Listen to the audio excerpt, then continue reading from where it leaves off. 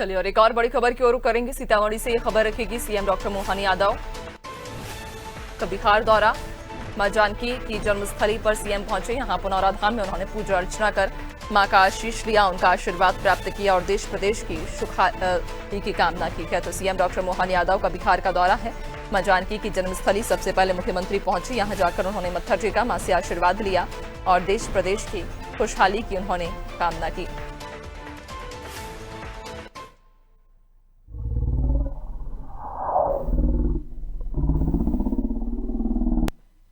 बिहार चुनाव में मैं लगातार हमारे एनडीए के प्रत्याशियों के पक्ष में चुनाव प्रचार के लिए आ रहा हूं, लेकिन चुनाव प्रचार के आज आखिरी दिन थोड़ा समय मिला और माता जानकी के जन्म स्थान पर दर्शन करने का सौभाग्य मिला।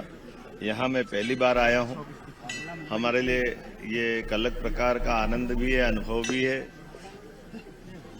हजारों लाखों साल पूर्व का भगवान राम का वो राम राज्य का समय, माता सीता से होने वाले स्वयंवर का स्थान और बिहार की धरती से सीता माता का बाहर कदम बढ़ा करके राम राज्य के सपने को भगवान राम के जीवन में जाने के बाद दुनिया ने रामलीला के माध्यम से उनके परिवार की सारी अच्छाइयों से सदैव प्रेरणा पाई है, उससे सीखने को मिला है। और जब भगवान अयोध्या में आज राम मुस्कुरा रहे हैं तो आनंद और बढ़ जाता है। यशस्वी प्रधानमंत्री के नेतृत्व में भगवान राम के मंदिर का फैसला सुप्रीम कोर्ट से आता है और सुप्रीम कोर्ट से फैसला आने के बाद जिस प्रकार से धाम जगमगाता है दुनिया के सामने, और क्या हिंदू क्या मुसलमान सबने मिलकर के भगवान राम के उस देवस्थान की महिमा कीर्ति के लिए न केवल गर्भगृह देखा बल्कि बाद का धूमधाम से समूचा आयोजन और जगत को लोकार्पित हुआ राम मंदिर जन्म स्थान भी देखा। कांग्रेस और उनके सारे षड्यंत्रों का पर्दाफाश करते हुए धार्मिक पर्यटन के केंद्रों से भी जो हमारे नागरिकों के जीवन में भला हो सकता है, ये हमने अयोध्या से भी देखा, बनारस से भी देखा, बाबा महाकाल के महालोक उज्जैन मध्य प्रदेश से भी धार्मिक पर्यटन के आधार पर हर वर्ग के लोगों का कितना भला हो सकता है। कांग्रेस और उनके साथ वाले तो कभी नहीं करते ऐसा, जो उनको पता नहीं क्या हिंदू धर्म के मान बिंदुओं से सदैव उनका अलग दृष्टिकोण रहता है।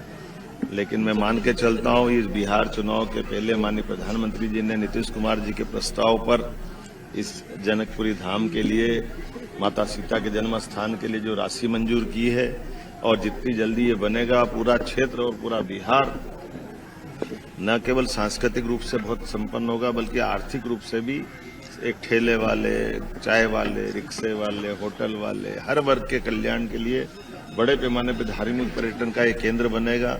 और बिहार की धरती तो सदैव लोगों को लालायित करती। सम्राट अशोक का काल हो, भगवान कृष्ण के जन्म के समय उनके बाद के पुत्र सांब ने सूर्य मंदिर बनाया है, अशोक, राजा भोज, ऐसे हर काल में हमारा बिहार से मध्य प्रदेश का संबंध आता ही रहा है।